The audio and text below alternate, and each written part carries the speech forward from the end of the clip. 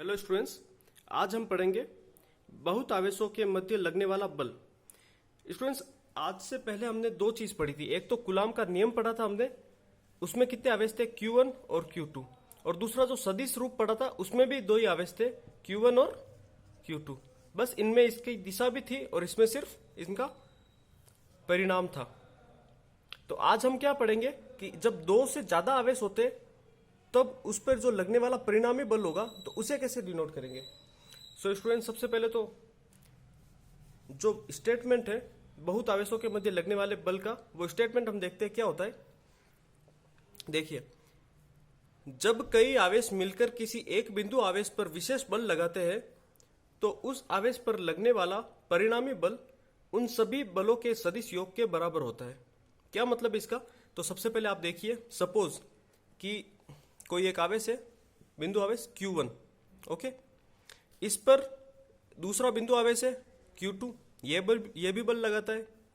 तीसरा बिंदु आवेश है Q3, ये भी बल लगाता है। उसके बाद में एक बिंदु आवेश है Q4, Q5, ऐसे बहुत सारे आवेश है। सपोज कि Qn तक आवेश है, n कोई भी नंबर हो सकता है, नेचुरल नंबर।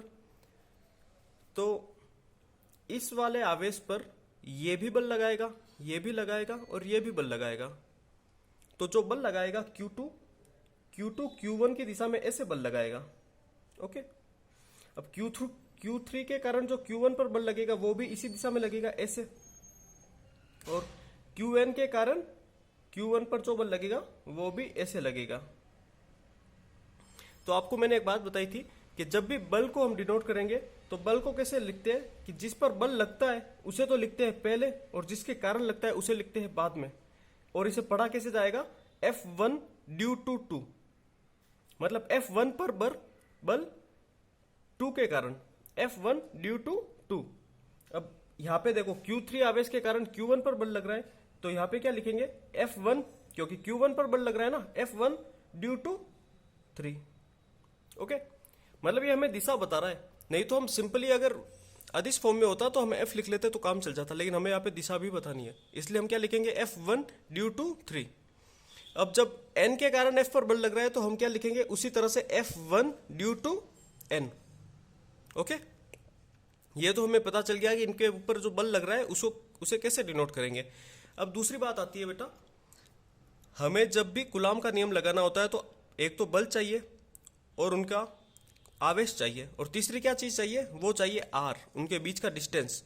तो इसमें जो R होगा ना, वो R को कैसे लिखेंगे, देखिए, Q2 से Q1 के बीच की जो दूरी होगी ना बेटा, तो मैंने आपको पिछली बार बताया था कि जब भी दूरी लेते तो जहां से स्टार्ट होके जहां एरो जा रहा है, ये एरो इस तरफ जा रहा है तो उसे लिखेंगे बाद में, जहां से स्टार्ट हो रहा है उसे लिखेंगे पहले।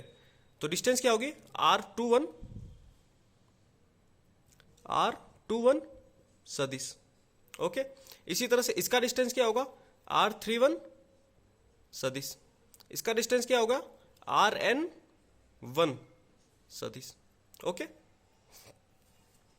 तो ये हो गया। अब देखिए, अब आप स्टेटमेंट को पढ़िए, आपको बात समझ आ जाएगी। स्टेटमेंट क्या कहता था कि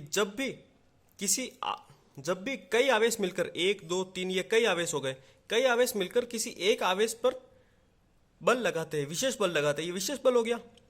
तो उस आवेश पर लगने वाला परिणामी बल, मतलब इस आवेश पर लगने वाला जो नेट फोर्स होगा ना, वो इन सभी बलों के योग होगा, इन सभी बलों का सदिश योग के बराबर होगा, ओके।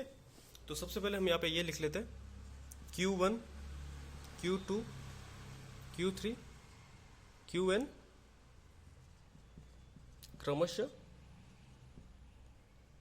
आवेश है, और F12 F13 F1n, ये क्या है बेटा, ये है बल, लगने वाले बल है।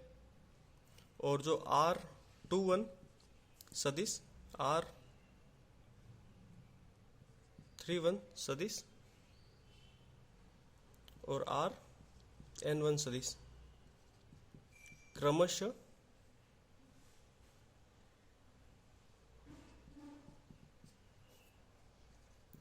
Q1 से Q2 Q3 एंड Qn के बीच की दूरी है। ओके, ये सब इनके बीच की दूरी है। और यहां पे आप ऐसे भी लिख सकते हैं कि F1 पर, जैसे कि ये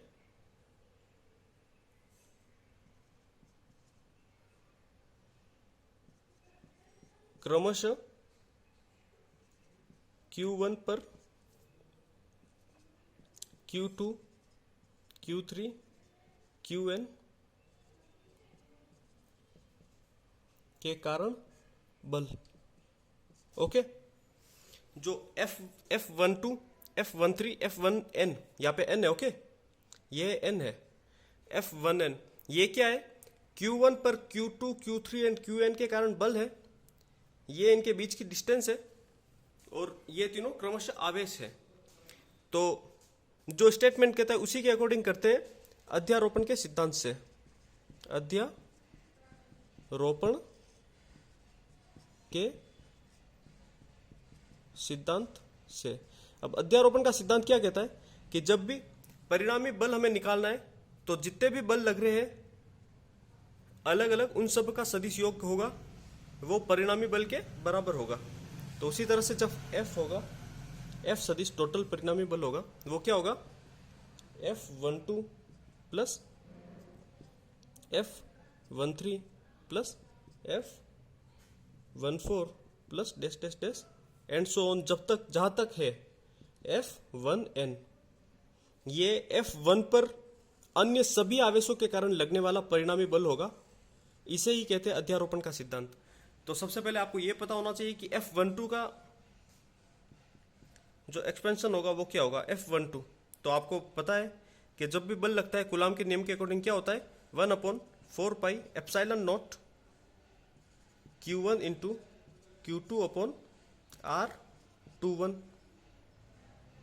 स्क्वायर। ओके, और साथ में इसकी दिशा बतानी है तो R21 कैप, ये भी आएगा।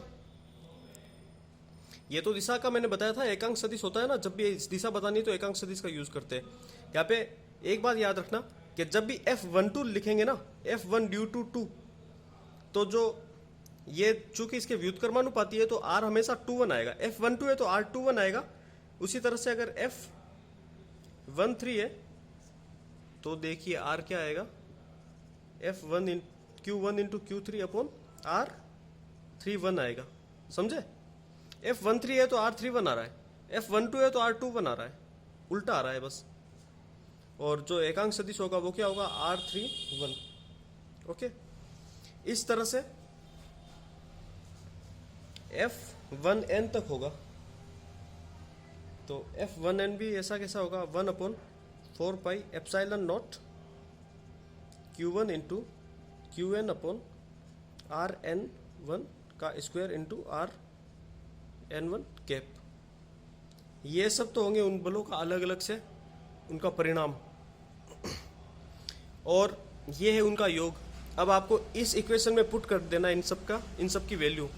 तो जो पुट करोगे, जो परिमाण आएगा वही आपका एक्चुअल नेट फोर्स होगा। ओके, तो आप ये देख लीजिए, हमने इतना पढ़ लिया था। इसके बाद में अब मैं इसको क्लियर आउट कर रहा हूँ, उसके बाद में आगे हम इसकी वैल्यू पुट करेंगे इक्वेशन नंबर 1 में। ओके, जो सदिश F होगा स्टूडेंट्स, तो वैल्यू पुट कर दीजिए। F12 की जगह हमने वैल्यू पुट की, तो F12 क्या था? Epsilon not Q1 into Q2 upon R21 square. Okay, into क्या था?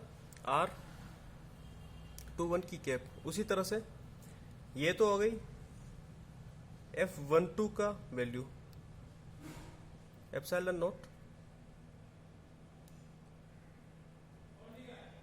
फर्स्ट तो आपका Q1 ही आएगा सब सदिश में। Q1 तो कॉमन है क्योंकि इसी के ऊपर बल लग रहा है। लग रहा किसके कारण है? Q3 के कारण, R31 स्क्वायर। कैप इधर यहाँ नहीं आएगी, कैप आएगी वहां पे साइड में। जो दिशा बताती है वो एकांक सदिश बताता है, और एकांक सदिश की वैल्यू यहाँ पे R31 कैप। ओके, इसी तरह से जितने भी सदिश है उनकी सबकी वैल्यू, और लास्ट में 1/4πε0 Q1 into Qn upon Rn1 का स्क्वायर इंटू Rn1 कैप। आई बात समझ में? जो ये है F13 बल एंड सो ऑन, जो भी बल लगेगा, और लास्ट में आपका जो बल लगेगा वो बल लगेगा F1n। ये F12 था, F12 मतलब F1 due to 2, F1 due to 3, F1 due to n। n के कारण Q1 आवेश पर लगने वाला बल, Q3 आवेश के कारण Q1 आवेश पर लगने वाला बल, Q2 आवेश के कारण Q1 आवेश पर लगने वाला बल। ये सब इसका सदिश योग है। तो अब आगे सॉल्व कर दीजिए क्या होता है।